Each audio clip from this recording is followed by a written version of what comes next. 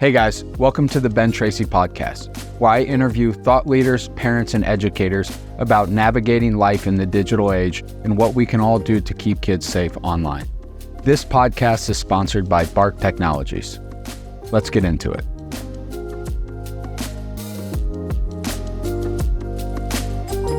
Okay, so we're here on the Ben Tracy Podcast, our second episode with Brian and Lauren Glass. So if you guys want to give a little intro on yourselves and then get into a little bit about David and share with us kind of whatever you like. Just kind of leave it as a free-flowing conversation here. Yeah, you can start. So I'm Brian Glass. I'm the evil stepfather, right? So no, it's always my joke in that. But I'm David's dad, right? Retired Army guy. We loved traveling and just going around everywhere.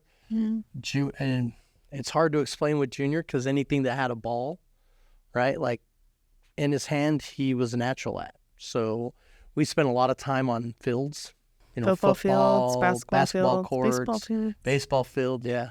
Anything that had a ball in it, that kid was. What really was his favorite? Basketball. Yeah. Basketball. Yeah, he 24/7. He literally like dribbling in the house home, type stuff. Huh? Like dribbling in the house and everything. Yeah, absolutely. Yes. Oh, yes. Yes. But absolutely. then whoever was home was in charge of taking him to a basketball court. He literally went from one basketball court to the other. So he would say, "Hey, can you pick me up here?" Sure.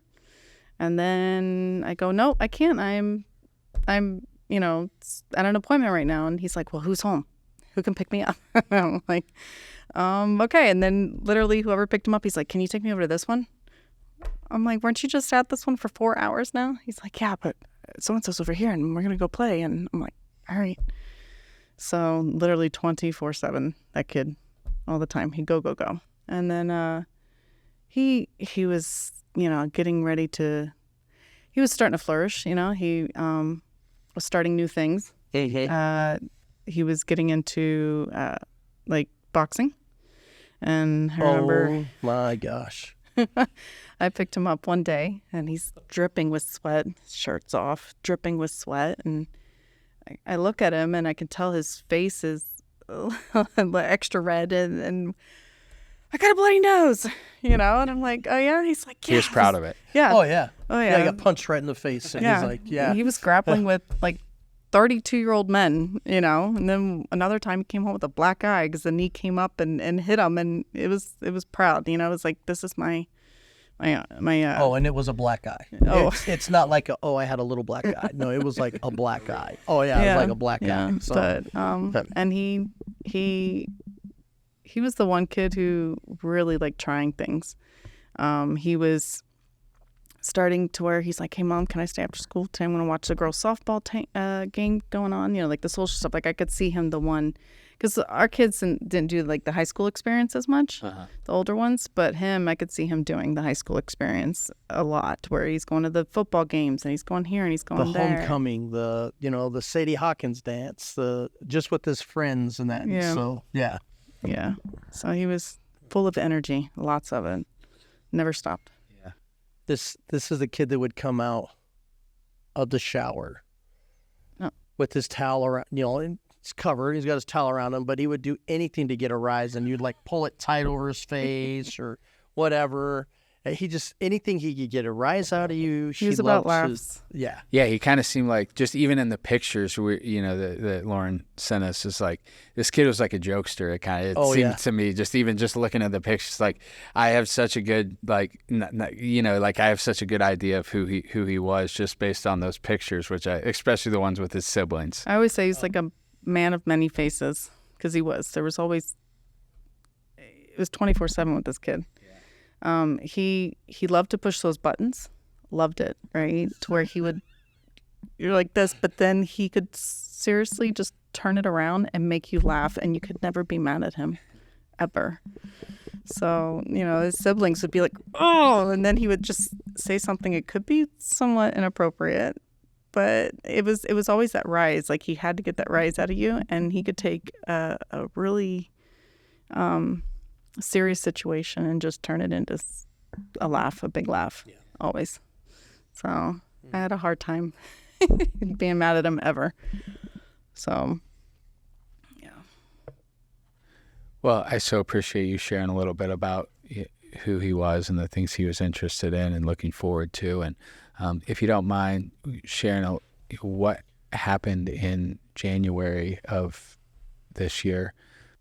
In all honesty, it was any other day, basketball.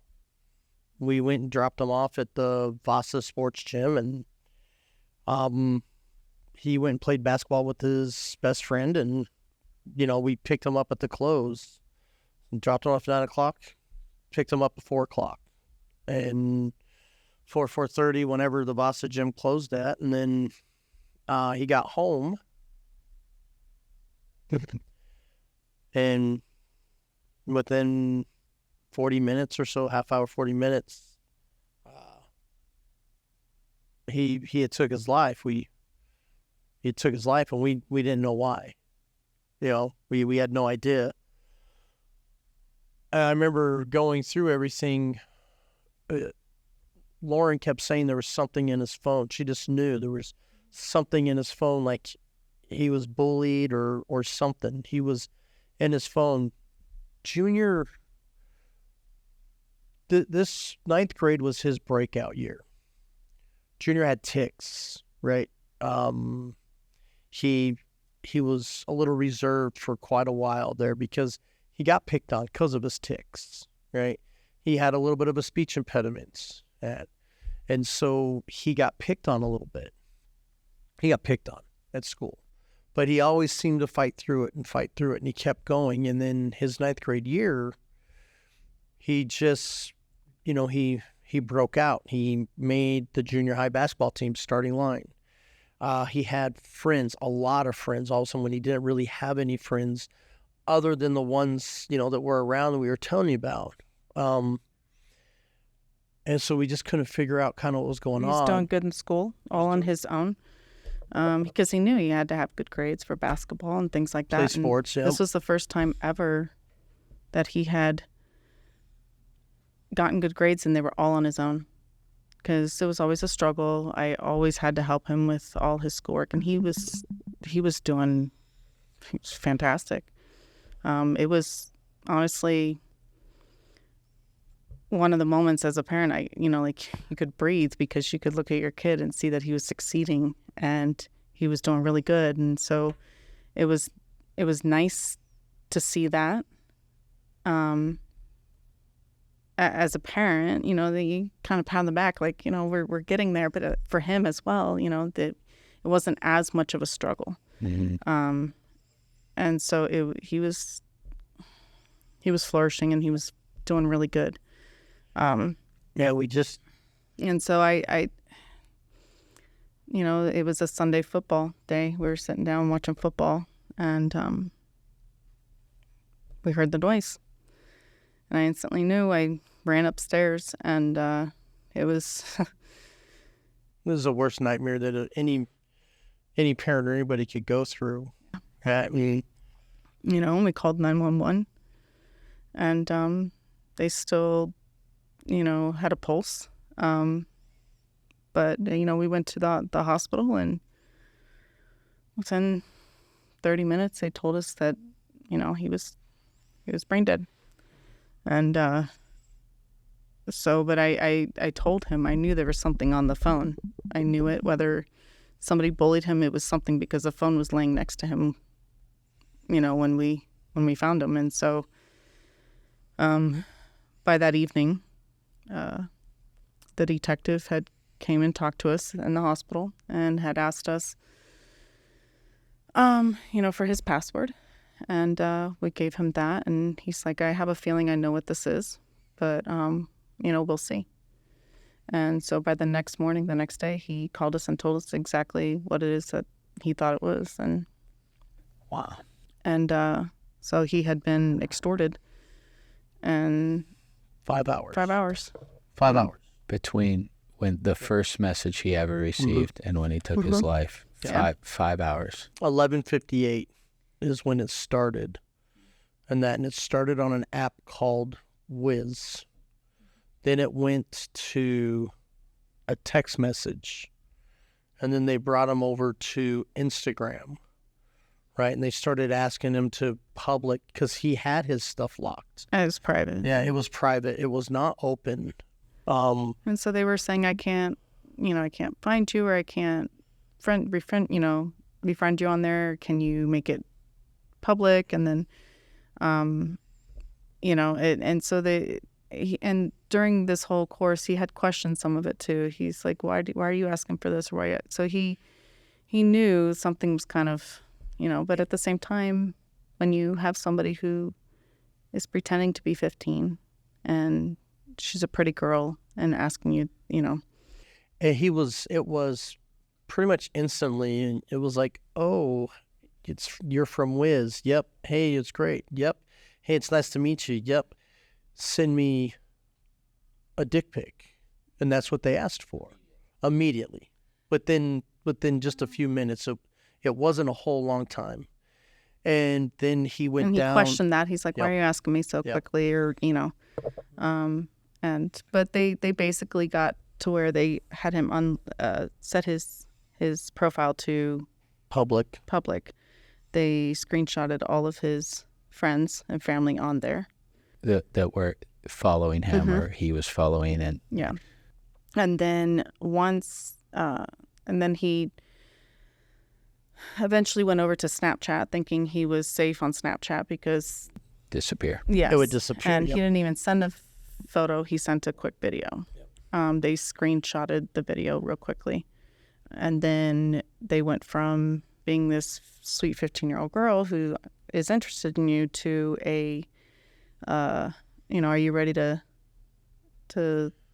get serious here and stop playing games? It was, here's the FBI field office. This is the number. We're going to report you.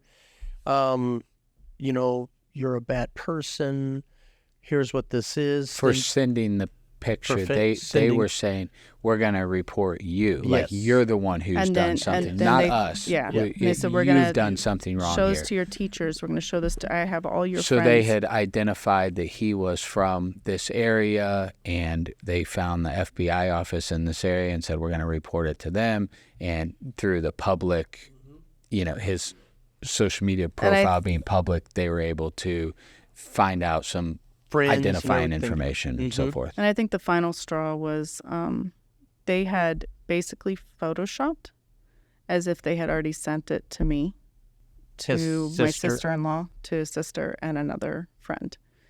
In reality, they did not. They hadn't sent it, but they had photoshopped it as if they had made him believe that they had sent it to friends and family and so forth. As soon as the timeline went and they sent that last piece of it, 3 minutes later is when he had ended his life. He took his life after that process. For him, we're a pretty open family. We talk to our kids about everything.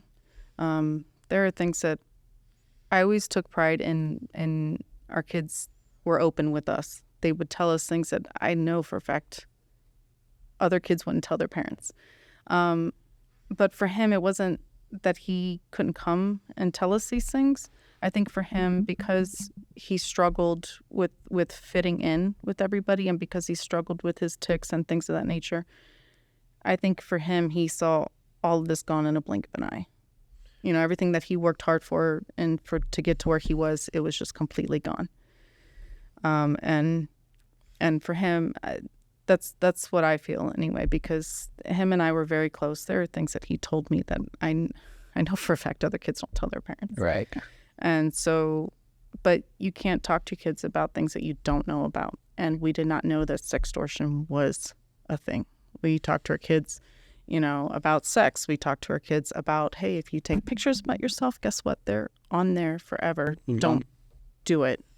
Which is why he went from Wiz to text to Instagram, and it sounds like thought, okay, yes, I'm going to do this, but Snapchat is the safest venue of doing that, where, limiting the risk of it being. If you watch, and there's some of it we don't get to see because it was on Snapchat, but if you watch the way the messaging and how it correlated and went, they groom very well of how to take it back and forth, right? And how to get that information. And Junior's case is still an open case right now. And so there's some things we can't talk about with it, but we do know location, right? We do know certain information. And so, like, as you look at how these people do this process, how they hunt them down, right? You just see that they're very good. Well, I think that's the operative word, is that it's a process, right? Yeah. But this is not the first time No. that this person, they have kind of a script that they follow. No, our Junior's phone, when the detective looked at Napo's phone, he was like, it's the cleanest phone I've ever seen. On a 15-year-old kid, he's like, this is a one-time situation.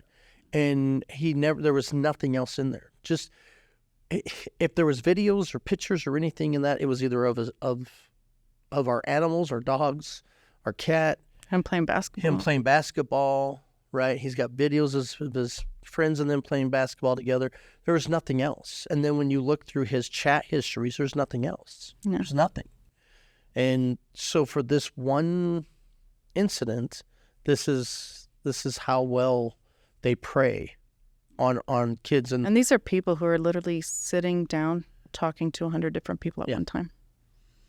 Yeah, and that's a scary thing. And what kids and people in general, because it's not just happening to kids, but it does happen to a lot of kids. And what they need to realize is that they're literally talking to 100 different people.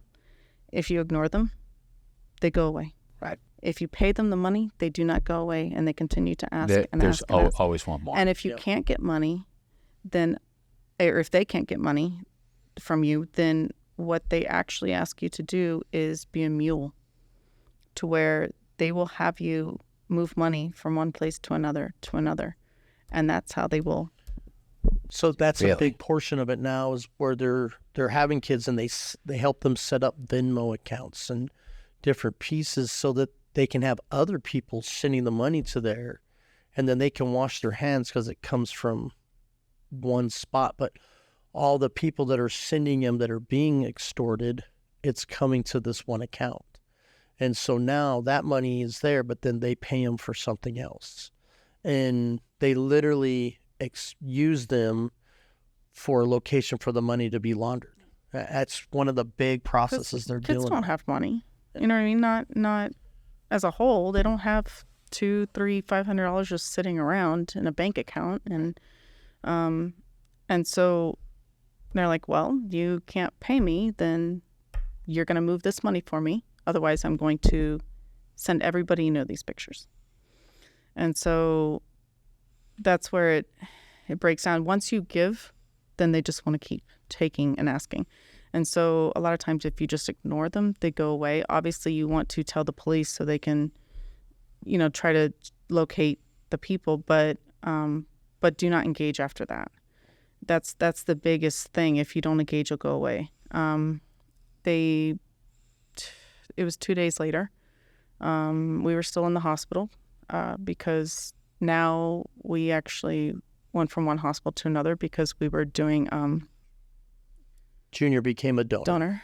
And so and 2 days after everything happened, they actually ended up friend requesting me on Instagram. Yeah. The extortionist. Mm-hmm. And so, of course, I just ignored it. And do you believe they knew what had happened? I don't think so. I think that they tried to go in every avenue and try to hope that somebody will end up forking over money at some point. So you say the word sextortion, right, which is the term that anyone would call this, and, the law enforcement. How much of this is sexual, and what element of this is a financial extortion, in your opinion, of David's situation? Were they looking for something physically sexual, or was this purely a financial? Purely a financial. Other than the picture itself, there's nothing else that is on a sexual aspect. None of it. It's all strictly extorting money.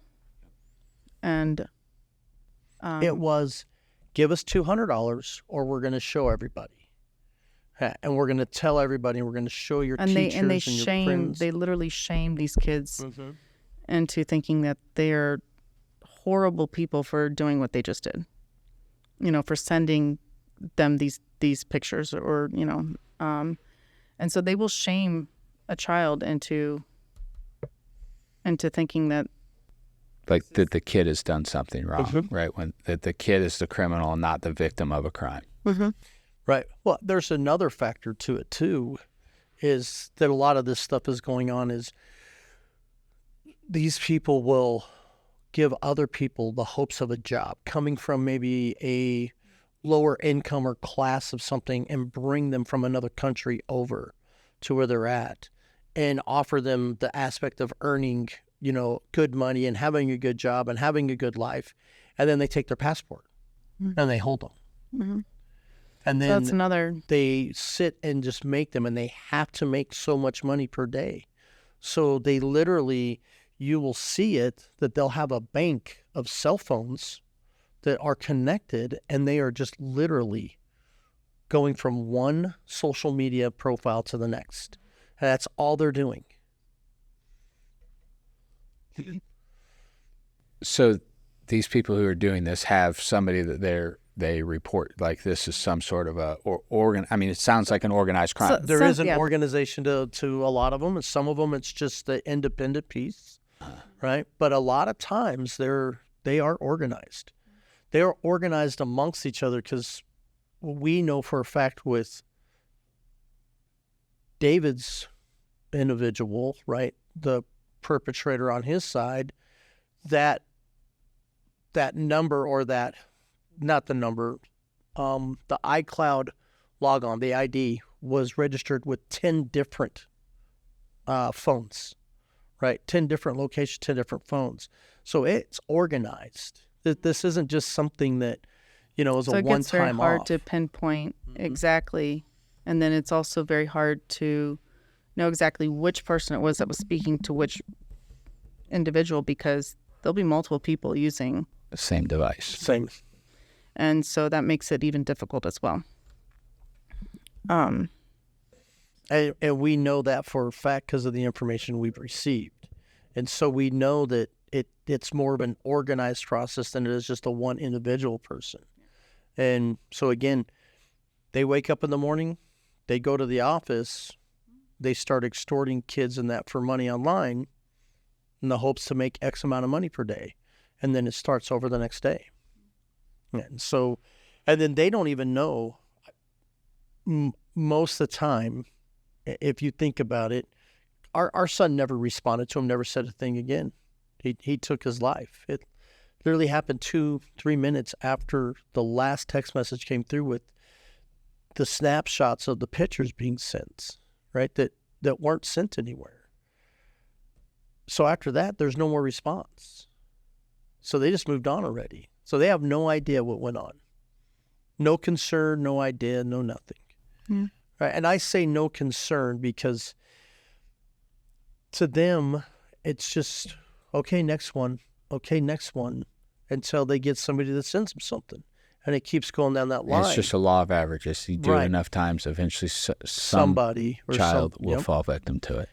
Yeah. But the things that happen in that wake are atrocious. Yeah. They're horrible. Like we say this all the time, and it's that famous cliche, right? The reason why we talk about Junior's story and we go out and we talk to people and we have this and presentations is we don't want another family to ever have to feel this or ever go through this. Yep. Because there's days it feels like a dream, right? Like you just want to wake up from a horrible nightmare. There's days that it's very real and you're working with it. It's hard to watch your friends when your friends' kids are going to prom and they're doing their stuff, and we won't have that. Yeah. And so it's something that we won't ever have. Honestly, when I seen the back of your bus and it said David Gonzalez Forever 15, it broke me in half because he will always be 15. Yeah. Now, excuse me. And so our son will always remain in that state. We won't have those interactions, right? He's got brothers and a sister that, they won't get to do, right? Everything's just done. Our oldest kids are 18, 19, 22. He was 15. He was our last one to get through thing. And it was almost like overnight we became empty nesters. So all the other kids have their stuff going on. College, full-time jobs, boyfriends, girlfriends. He was our last little hold on to having that nest. And, now, we don't have him. And he was a handful, but he was a hilarious, crazy kid that would go out of his way for anybody. Yeah, he hated bullies. Yeah, because he got bullied, he hated them. And if anybody was getting bullied, he'd always stand up for them. Always. And Junior was small. Junior was not the biggest kid. But damn if he didn't have a fight in him. Right? Like literally his friend KK was probably 6'2" in 9th grade. Junior was 5'7", 5'6", right there. He just barely surpassed me. Yeah, just barely. And when you watched him play basketball, and all the kids are 5'9", 5'10", they're so much taller than him, but you'd watch him just run through them like nothing, right? He could handle that ball, he could move, and he was very humble. He was never I don't want to say it's not overconfident. He was such a cocky shit at home, right? But when he was out and about, he was very humble, right? He was very just down to earth. And the day that everything kind of happened, Lauren had got... Well, I had gotten a message from another mom a couple days later. I don't know how she found out who we were. She didn't know who David was. But her son and I think either like a cousin or a friend, both boys were around 10 years old. And they were at the Vasa gym and they had asked David and his friend if they could play with them. And they said, yeah, no problem. So they broke them off. Each one was on each of their teams. So it kind of evened it up more. And they were 6'2", teaching. 5'6", And then right? 10-year-olds. And then 10-year-olds, right? KK had the advantage like nobody else, right? But they were teaching them how to play, encouraging them, telling them, hey, this is what you want to do if you want to make it to the basketball team and whatnot. And so they let them score on them and everything. And she painted this whole beautiful picture. And I don't know how she found out, because we have different last names, obviously, because I remarried. And so, but yeah, she found me somehow and she thanked me. And I guess when the boys went home that day, the little boy had said, Mom, I had the greatest time. And he's like, I wish I would have gotten their numbers because I would love to play with them again. And, that was who Junior was. He had, again, he was a handful, but he had the biggest heart and he had so much energy and he was so much fun. And so, yeah. But we try as best we can to get the information out there and to educate people because, again, you can't talk to your kids about things that you don't know about. Yeah. And I think it's so commendable that you do and admirable because for everyone like you, there are so many of these stories that aren't being told. And, of course, it's difficult to tell and parents don't tell it for various different reasons. But, every time, whether it's sextortion or it's cyberbullying that led to suicide or a fentanyl, a counterfeit fentanyl pill that was purchased online. Some of this stuff, it becomes taboo. But, once you start telling these stories, I'm sure in the presentations you've done, you've had parents either raise their hand or come up to you afterwards and say, this happened to my child, this happened to our neighbor or someone in our family. And I think it's just so much more common than what people actually realize. Well, and that was one thing when you reached out and contacted us, right? Like, we were so happy and grateful, right? Like, I truly mean it from my family to you, that we really appreciate what you're doing here and bringing that social media awareness and, that aspect of, safety on social media, because it's something that's going to take a lot. And, it's that old saying, Lauren used it a lot, it takes a village sometimes to raise that kid, right? And the village has expanded. It's not your neighbor. It's not your best friend. Right. It's not maybe the teacher at school. It's, at this point, the whole world is at your child's fingertips. And it takes a lot more than just a few people. It's the village has definitely expanded, and people need to be aware of it, and people need to look out for each other. It's Well, that's the goal of what I've been doing for 6 years. It's the goal of this run, is trying to get this message out in a different way than than has been done before. Because I was going to these schools and I was hearing these stories from kids often telling, I've never told anybody this before. How do I tell my counselor? How do I tell my mom? And, it's on one hand, the education piece, right, of speaking in schools and doing things like this and telling these stories and giving a platform. And it's also hopefully showing kids, as somebody who made a mistake on social media as a young person, that you can get past this and it can turn it into something good and powerful and positive. And that's what you all are doing as well. And I just feel so honored and thankful that you would let us include his name on our RV, and the support from really your entire family that has reached out. Your siblings, your kids has just been great. And every time these runs get hard, which of course they do, I always look at the back of the bus and I see David's name and the 10 other names that are on there too. And it's a good reminder of, why I'm doing this. And I was telling the guys that are traveling with me the other day, I really feel an obligation to complete this mission as hard as it is, because I do, I feel a responsibility and a pressure that, like, I'm honoring their children and their family.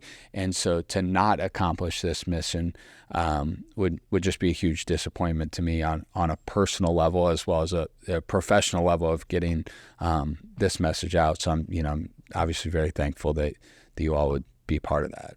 Well, again, we're very thankful that, all the work and everything that you're putting in, and over the time that you've put in, it really is tremendous in that. And it's unfortunately sometimes it's daunting. I know that you got a weight on your shoulders right now of everything with this going on. And again, I really do thank you for taking on this challenge and getting that word out there, because it's going to take a lot.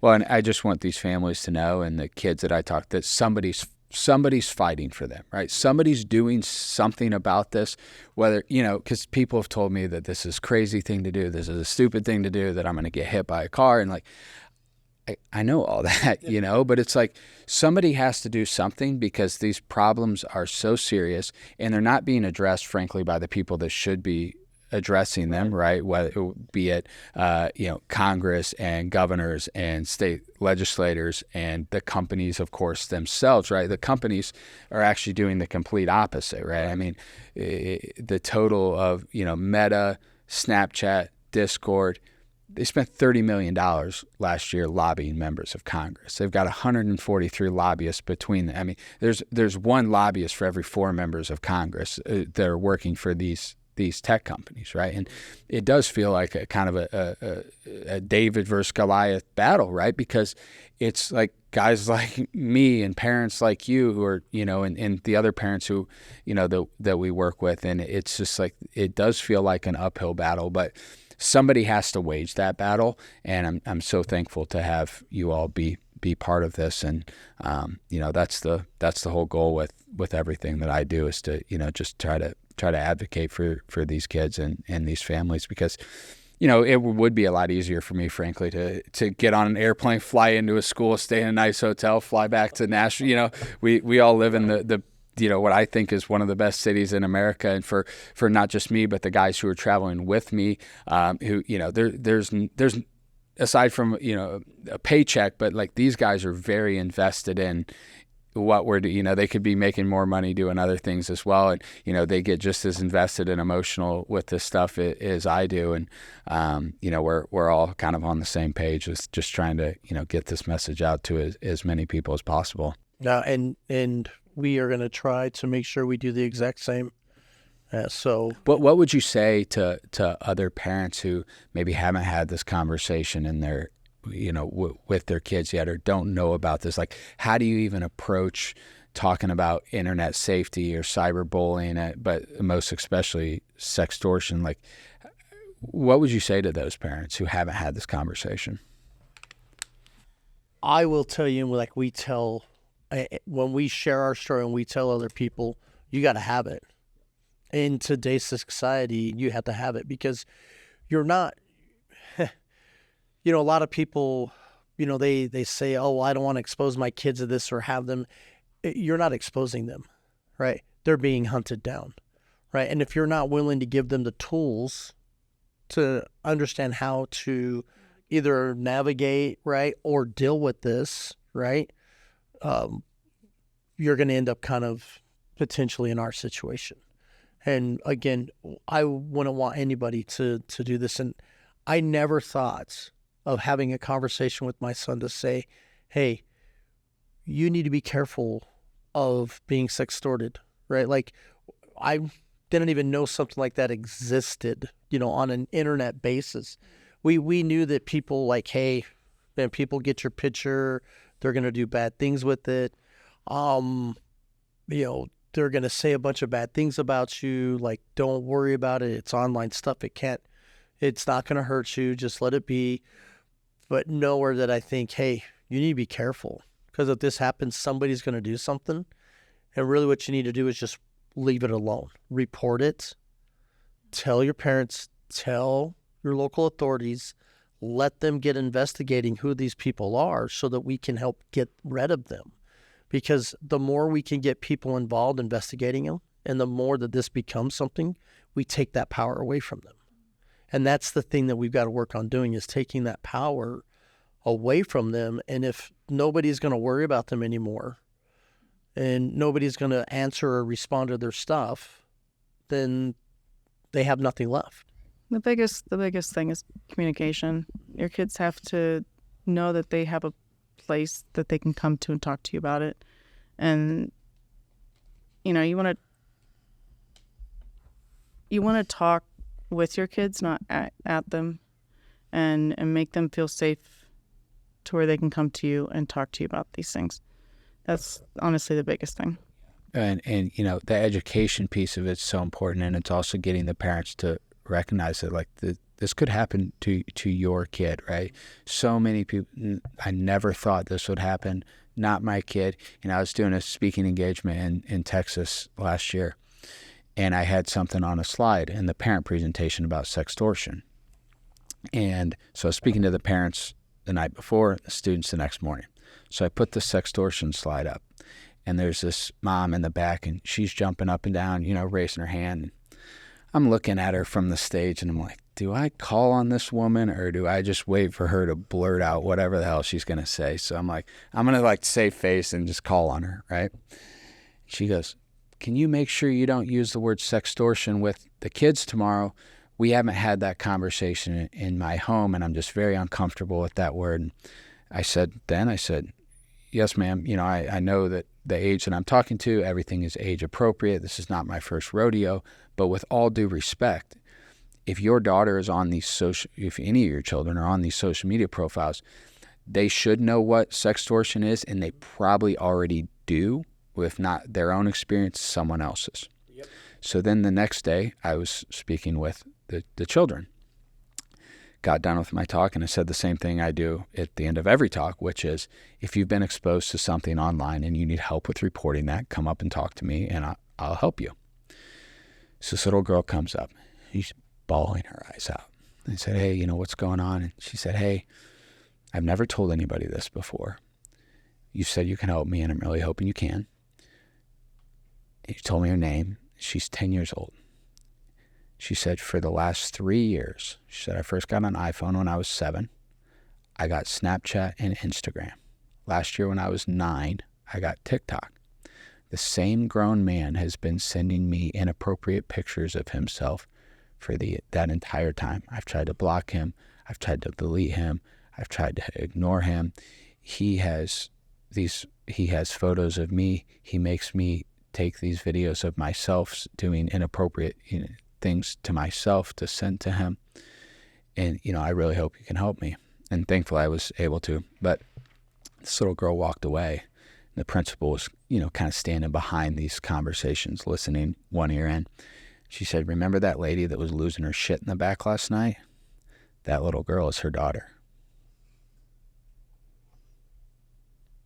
So there's people like you who are out here sharing your story courageously, trying to make a difference. And then you have other parents out there that just, it's happening in their own home, and their child doesn't feel like she can go talk to her mother. She thought to talk to some random guy who showed up at her school for an hour, right? But I think it's my own personal story, probably the youthfulness a little bit, but it's also, it's okay. We can get past this. We can have these conversations just like you both said. There's nothing that's off limits. There's nothing that you can't come talk to the trusted adults, right? And if I come to your school and talk about these issues, I'm one of those people. And that to me was just like such an eye-opening moment. It's like happening in your own home for 3 years. And she tells me, not her counselor or her mother or principal or whatever. So, you know, I think that story, you know, you have two types of parents, right? One's the ones who want to have every conversation, want to know everything, and don't know about sextortion through no fault of their own. And then you have the others who, you know, we're trying to tell them, and they don't want to listen. So that's really frustrating to me. We've come across the same. Since we've got involved, Detective Stewart, who we work with, and then Lisa, who's out of the advocate office, and that they have been trying to get into the schools and the school district forever, and we actually have helped make that happen. So we're slowly doing exactly what you're kind of talking about. It's a very long piece, right? Why isn't this being talked about in every school in America? Because of exactly what you just said.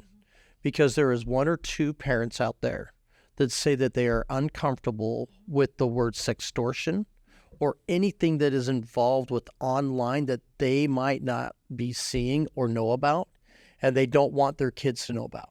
And they kind of bury their head in the sand. For whatever reason, yep. the minority is being catered to and not the majority. Yep.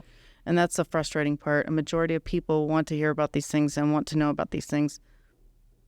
But unfortunately, the minority is being catered to. Mm-hmm. The few people who don't want to talk about these things. And I don't understand. It's so crazy to me how things can go viral so quickly. And kids have new trends literally every week. But then things that really, truly matter, it's such a fight and such a process. In this day and age, you would think that things would, you know, within a week's time, we should be able to get our message out there and everybody should know about this. But that floors me and that amazes me, because literally within a week's time, you will have a new trend. And then within another week's time, that trend will be gone and it'll be a whole new trend. And that's the part that we allow those things to happen. But then we as a society won't talk about the things that actually truly matter. And right. Well, in with this stuff, there's no like slope to it, right? There's no, you know, there's no like gateway, right? Like it's not like some kid starts with a vape or cigarette, and then alcohol, and then marijuana, and then, you know, this, so forth. With sextortion, and as well as with the fentanyl pills, this stuff is life-changing in a matter of minutes or hours. Well, the thing is again, there's no gateway like you said, right? This isn't the DARE process where it's like, oh, well, if they smoke cigarettes, then it's going to lead to marijuana, then it's going to lead to cocaine, then it's going to lead to this drug addictive life and that, right? Nope. Their kids aren't coming to seek this out. Nobody wakes up in the morning and goes, I want to be extorted today, right? I want to send my picture all over the world and be extorted. They literally are being hunted, right? People are making this. We talked about this earlier. It's a process, and they're going down and they're just trying to check who they can get a hold of and who's going to answer, and then what can they do, right? So not having the conversations, not having this information out there is not helping our kids any. It's not even helping our society any, because, you've got, don't get me wrong, kids are our focus, right? That's our next generation that's coming up in our lives and our world and everything. But you have people of all ages being hit by this, right? So it should be a concern for everybody to take care of a whole lot of issues, right? And kids, knowing what to do, grow into adults to be able to handle these situations, right? And more. And by us not having this conversation with them, by people ignoring it, right, does not help our kids a single bit. Doesn't give them the tools to defend themselves against predators like this online. You were talking about that little girl, right? That, hey, I've been by this guy. Junior, after his incident, Detective Stewart called us a little while later, and it was only like a week later, I think. And there was a little boy that was in 7th grade. Junior was in 9th. There was a little boy who was in 7th grade. And they went to the detective's office. They reported because he had a very similar thing happen. He sat on the same seat with Junior for that whole year time frame and that going to school, and got extorted. And then we told them that this happened, right? Detective Stewart said, well, that's kind of what happened to Junior. And they were like, we wondered what happened. Nobody said anything. Like, right? He was there one day and the next he was gone. And he was gone. And the schools have their hands tied a little bit here because the legislation last year had passed this rule or this law that is, it's all or none, right? So when we want to have a conversation like this in our public school system, especially, if all the parents don't agree to have this assembly or this conversation, then it doesn't happen. So if one parent says no, it's a no for everybody. It's a no for everybody. Yeah. It is the most ridiculous thing. And that's on what issue are you going to get 100% support on anything? Nothing. Right? On any. Nobody's Nothing. ever going to agree upon it. But when you have the majority who, would like to know, then that's when it. And I don't think anybody would like, nobody's dying to hear what I have to say or what you have, right? Like nobody wants to hear that. Nobody wants to know that this stuff exists, I don't think. But your job as a parent is to keep your kids safe. And a school's job is to keep their kids safe, right? If we were talking about firearms and school safety and every state, $100 million like it's nothing. We'll lock down every door, and that's all, of course, important. And there's a social media component to that too, right. In terms of many of these people who commit these acts of violence and have a little manifesto that's out there, have posted on social media or told somebody in a text message, and talking to kids about how to recognize and report that is a whole other conversation. But it's like, the fentanyl pills, I did an interview with Chris Didier, who lost his son to what his son thought was a Percocet he purchased on Snapchat that was 0% Percocet and was fentanyl. And, in talking with him, the point he made was every single week in America, a Uvalde amount of students high school students die from fentanyl.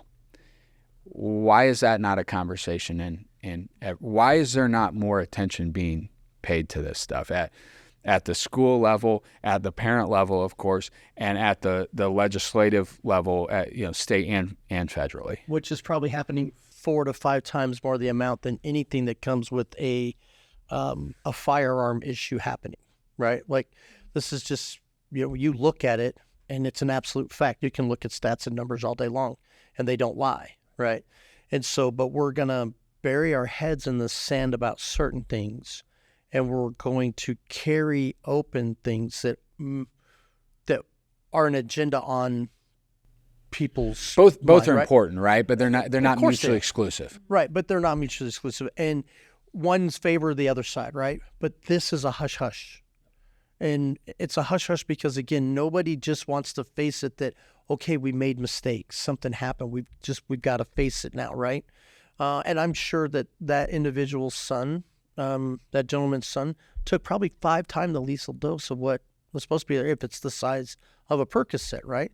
Because some predator out there just said, you know what, I'm going to make a quick $20-$30. He packed a pill and the off he didn't care what it is. He didn't care what it's going to. It's just, here you go, it's $30, right? Exactly. And so it's ridiculous, right? That we don't have more conversations in the school about these situations. And there's a whole gamut. There's a whole lot more harm on the internet than, in all honesty, there is with somebody individually in a school. Well, what I say to parents a lot of times is, your kid is probably in greater danger with his iPhone in his room at night with the door closed than what he is outside when the street lights come on at night, right? And in most places in America, I actually believe that that's true. No, it's an absolute fact, right? Like it's you can look at it all day long, right? And what's on the internet, what's going on out there in the cyber world happening is far more dangerous than what's happening out on the street outside right now. And it's funny you brought up during some of your briefings or your talks and that we've been in here for. Discord. Discord's bad. Discord's horrible.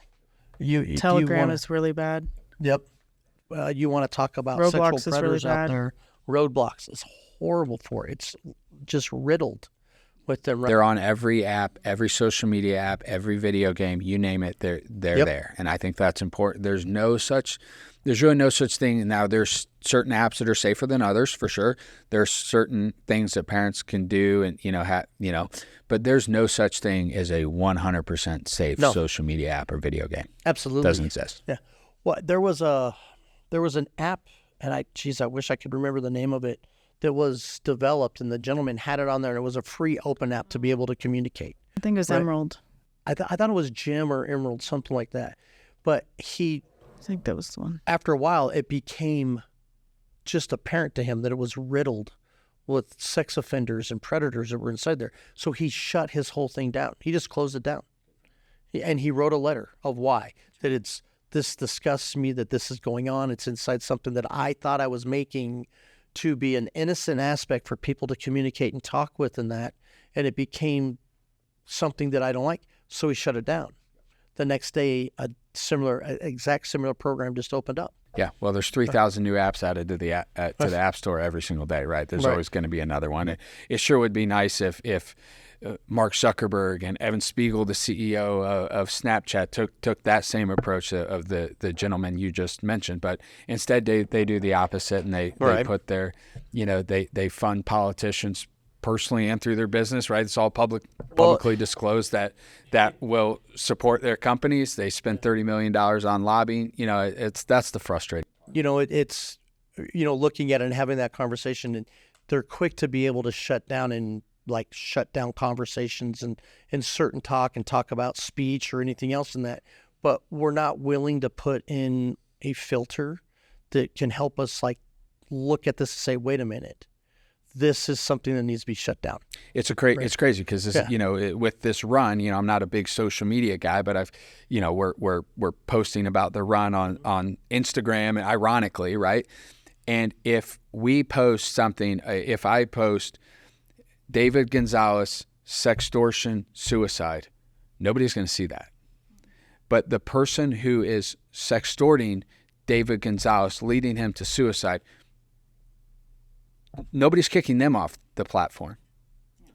Right. But if we post it on our Instagram, the fact that we use the word suicide and sextortion, that reach won't be nearly as great as if I just post a picture of me running down the side of the road with no context about what this run is actually about. Right. So that brings a good point. We didn't mention that. Inside David's little thread chat piece, there was a little warning box that came up, and it said that this person has been identified as possibly being, and I can't remember exactly the term, harmful or a scam, right? Could possibly be. Yeah. Could possibly be, right? But again, they're very good at grooming how they do. And he says it, hey, this says this. Oh, don't worry about that. And they can carry it on. But again, they've already identified it that this could be a possible bad person. So why didn't they just shut it down? Right. Right. Like, why is it still allowed to be open? Why didn't they shut it down? So, yeah. Was there anything else you want to add before we wrap this up? Anything else you want to share with parents or anything at all? No, I apologize for my little rant there going on for a little bit in that, but I really appreciate you letting us kind of tell our story and speaking about this and that. And again, everything that you're doing is just amazing. So I appreciate it. It's the biggest thing, again, communication, and not even just with your kids, but with other people as well. Just basically spread as much word about this that you can, so therefore you don't have other parents that were like us who had no idea this was a thing. Well, thank you for sharing your story, and there will certainly be a lot of parents who hear this and are educated because of you being here on the podcast, as well as the speaking engagement we're going to do tonight. And I look forward to continuing to work together moving forward to help get this message out. So yes, thank you. Do you mind? And you can edit this later in that, but that's the camera right there, right? So for all you out there that are watching this piece and that, you guys need to follow Ben Tracy. You need to get your friends following him, and you need to make sure that you're talking about these issues with anybody and everybody you can for your kids, their kids, and their safety in that. So I just behoove you to take the time and have a conversation with your kids. It'll save you some grief and headache.